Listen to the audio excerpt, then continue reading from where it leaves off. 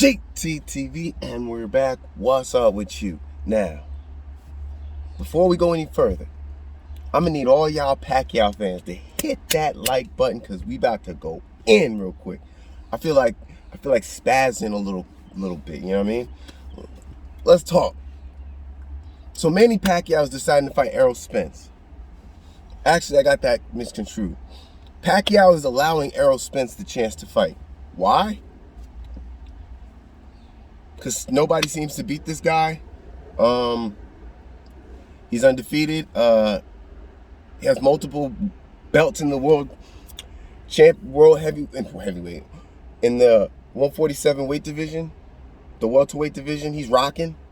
I mean, who else is the best right now? But Manny Pacquiao is at 42 years of age and decided to fight the best. While Floyd has been going downhill since 2015. All right, he's been fighting bums since 2015. Well, not bums, but he's been going down in opposition since 2015. And like I said before, you can see the trajectory.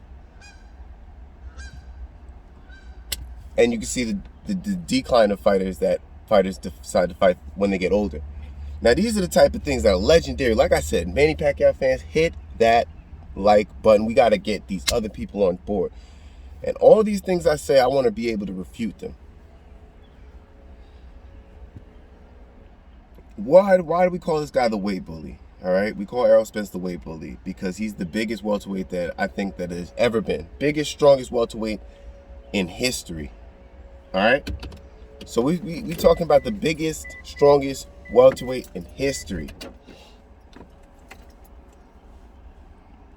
Manny Pacquiao is probably the smallest welterweight in history because he can't even stay at 147.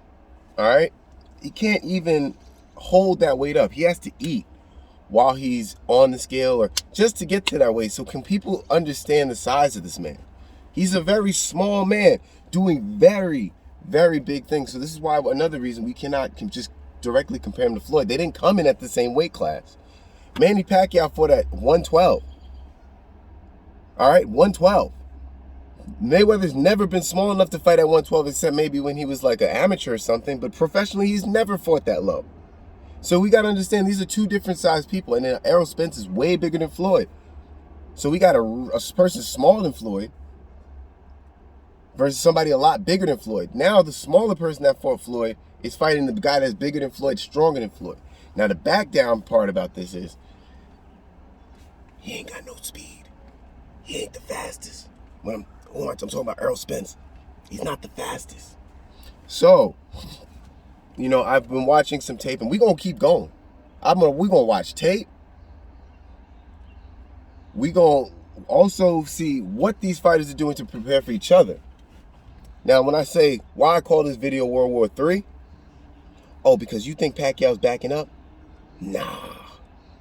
Oh, Errol Spence is strong. He's a really strong fighter. Nah. He ain't backing up. He ain't backing up, and I'm going to give you this before I go. The reason I say he's not going to back up is because my other favorite fighter, Keith Thurman, is a strong, charging, come forward fighter.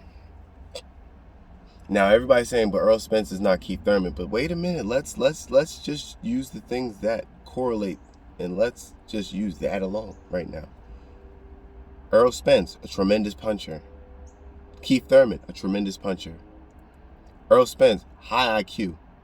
Keith Thurman, high IQ. And I even think Keith Thurman's IQ is high to this day. But we're not going to talk about that in this video.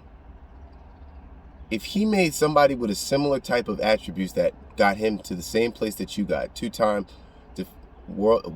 defending world champion of 147 welterweights. Keith Thurman and Errol Spence both did that. And Manny Pacquiao walked him down. Now, I'm going to give you another gem. Go back to the Clottey fight. Go back to the Clottey and Errol Spence fight. African dude, Clottey. Big African dude. Not big, like tall, but he was short and stout. And he showed the weakness. It's not the weaknesses. It shows what you need to do. Because there's things that people do in every fight that if you add all of those pieces up, that you get the blueprint of how to beat someone. But you have to do all of those things at an extremely high level to beat these super opponents like Mayweather and Errol Spence and all these super athletes. You have to really use everything in all the fight, all the good things that people did in their fight. You can't just watch one fight style. Oh, he's my style, so I'll no. You watch all the things that he did wrong in the other fights and try to use that to your strategy the best of you can do. And if you do it at an elite level, it doesn't have to be the best, but elite, or it has to be very good, and you can pull it out. Manny Pacquiao, we watching, we want to see, and I'm not gonna pick sides and none of that yet, but we gonna see. My guy, Manny Pacquiao out here again. Hit that button if you've watched it all the way to the end. GTTV.